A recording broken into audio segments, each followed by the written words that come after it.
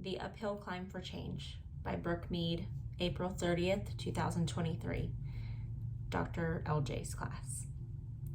After many long years, Brooke decided to better herself for herself.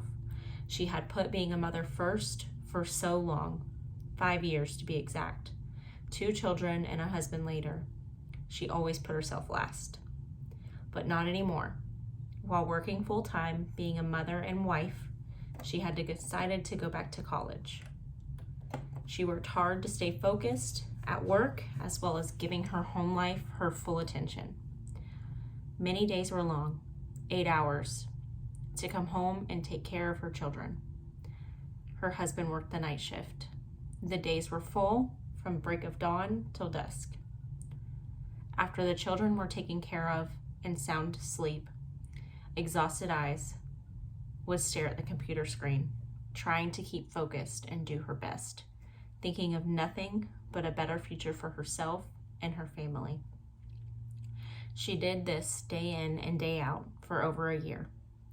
Then one day, everything changed drastically.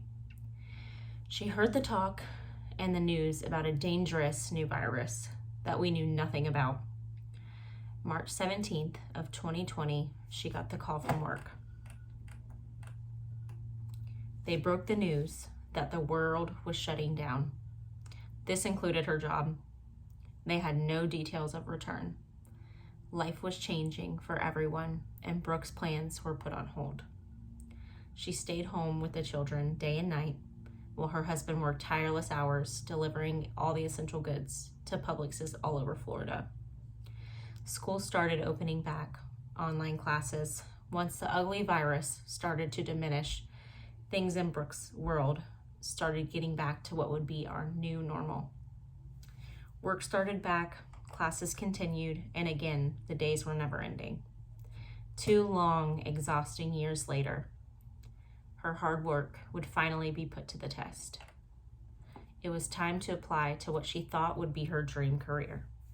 She applied to 2 schools, checking her email eagerly for weeks. She waited and waited for an acceptance letter. She dreamt of her future every day. Then one day the email came out. Thank you for your interest in the dental hygiene program. Unfortunately, we're unable to offer you a spot at this time. Her stomach sank to the deep pit of her stomach, but nonetheless, she persevered. Then she got the next letter saying the exact same thing. She wept. She thought the worst of herself. Then she held her head high with the words of encouragement from her husband. She kept moving onward. She took more classes. She got better grades. She tried for an entire year once again. Then the time came to apply again for the next year. She gave herself words of encouragement. She told herself this would be her year. She waited and waited for those letters again. When they came, it was a letter of denial. She kicked herself. She contemplated her life. It was 3 long years of her life she had felt they were wasted. She thought about her passions and what else she would love to do forever.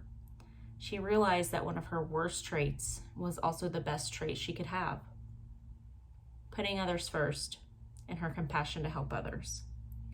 This gave her insight into what she was meant to do. She decided she was meant to be a nurse. She applied to a school just to get information. She was set up with a meeting with the nursing director the next day. 3 days later, she got the phone call. She was accepted. The biggest feeling of relief and excitement for her future came across her mind. She said to herself, I finally made it.